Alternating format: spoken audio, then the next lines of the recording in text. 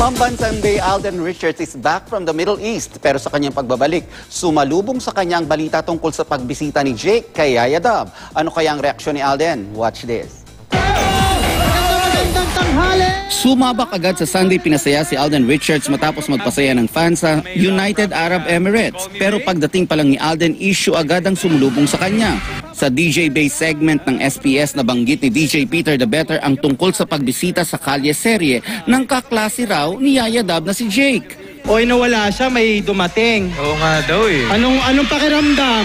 Ha? Anong pakiramdam ni Tisoy? Ano lang, classmate lang naman. Classmate lang. Classmate lang. Oh, ba't ka nagpagupit? Ha? Ba't ka nagpagupit? Ha? Ba't ka nagpapayat? Alam mo na. Ayun. Ang caller for the day ni DJ Bay nang hingi ng advice kung paano ba siya aamin sa kanyang ka-mutual understanding. Diretsuhan na. Amin na ng feelings. Pero mukhang bumalik kay DJ Bay ang kanyang advice. Nag-aminan na ba? Ano ba nakikita nyo? Well! Sabi ni DJ Bay, para maamin ng caller ang kanyang feelings para sa babaeng gusto niya, pwede niyang idaan sa fan sign. Oh, parang ito. Pero kung hindi raw ito umubra, ang mas effective na paraan ng pag-amin, dub smash. Nais ko ay magpakilala sa iyo.